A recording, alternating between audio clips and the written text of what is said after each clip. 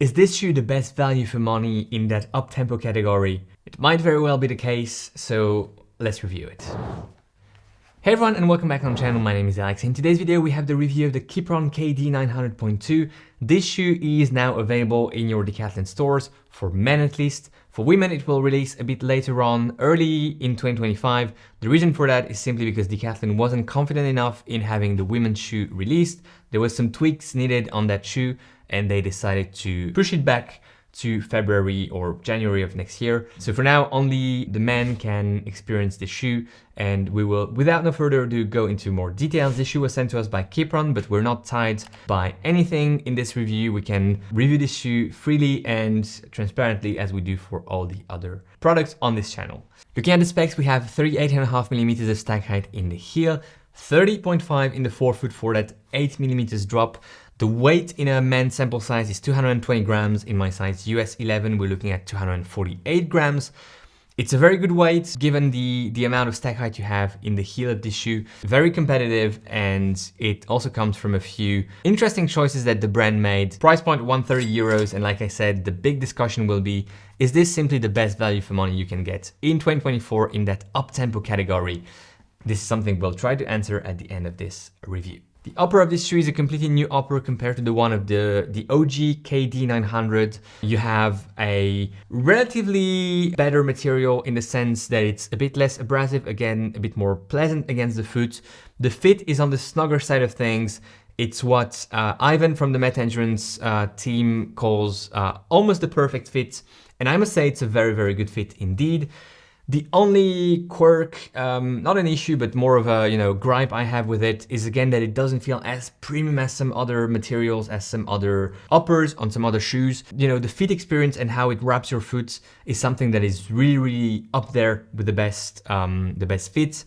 If it had a slightly more pleasant material against the foot, I feel like this would be a banger, because they really did a lot of work to try and make it one of the best. But I feel like if you want to have a shoe at 130 euros, you also need to make some decisions. And one of them was probably to go for a material that is a bit cheaper and therefore doesn't feel as good as some other materials against the foot. Looking into more details, we have laces that are a bit too long. That's something that Decathlon has as an issue quite often.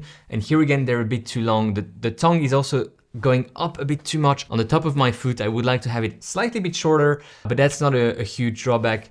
No lacing pressure. The tongue is semi-gusseted. The heel cup is really pliable and the insole is removable. You have here at the back of the heel cup, two bolsters that have a very nice feature, one that the Adios Pro 3 and the Unclad Boom Strike had at much, much higher price points, and that's the reverse, I don't know how to call it, reverse feeling of the bolster. So if you go one way, going down, putting your foot in the shoe, it feels very soft, and then going the other way, so removing your foot, it's a bit textured and it's not really helping you to get out of the shoe or preventing that heel slippage. It's also some nice touches with the reinforcement here around the heel collar to give a bit more stability in the heel. Like I said, the only issue for me is a bit that material and the premium feeling that I am missing. Looking at the midsole, it's a new blend with Peba and EVA. Peba being only 10% of it and EVA 90% of that blend. There is obviously a sense of Peba in this foam. The compression, the way it compresses and the way it protects your leg, the way it interacts with your running, with the gait cycle. You can tell there is not only EVA, but you can also tell there is not only Peba. If I were asked, I would probably say it's more like 40% Peba or 30% Peba, which says how well cooked and how interesting this midsole compound is, because it doesn't really scream EVA, if that makes sense. How does it ride? Well, the V-Foam Plus midsole of this shoe offers something a bit more balanced compared to the original Kd900, meaning that you have both a nice landing in the heel, but also quite a nice and pleasant toe-off phase with a lot of squishiness and responsiveness under your foot in the forefoot of the shoe. It's aggressive without being too demanding, if that makes sense. The main, let's say, point of attention, because I don't think it's an issue, it just depends how you use this shoe and how you intend on using the shoe, is how the midfoot area is flexing. As you can see, there is really a ton of flex in this midfoot area, which means a couple of things. The first one is that this shoe is non-plated, so it's a bit less taxing on the feet muscles, because you don't have that plate that is basically adding some shocks on your foot, on your muscles. And that's a good thing. It's a non-plated uptempo shoe, quite rare nowadays almost. So yeah, good point. The other thing with that flex is that it requires your arch and in general your feet muscles to work way more than you would in a plated uptempo trainer or in an uptempo trainer like the Super Blast, for instance, that doesn't have a plate but has not firmness but a bit more rigidity. I think that's the right word. Here you have lots of flex, lots of torsion, meaning that you are working a bit more as well with this shoe. Again, that's not a bad thing. It depends how you're using the shoe. If you're going for longer uptempo sessions, 15, 20, 25K maybe, I feel like this shoe, for me and my preferences, would be too much.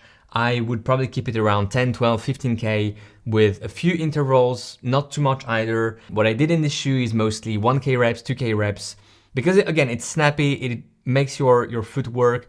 Both on the road and on the track, it provides with nice sensations, which is not always the case with this type of animals. And here it's working nicely. So it's a limited purpose, which probably will also resonate in the way I will assess the value of the shoe.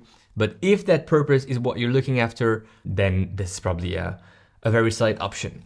Also, lots of coverage. It's a thick also layer, and Decathlon Kiprun is known for the care they put into durability of their products.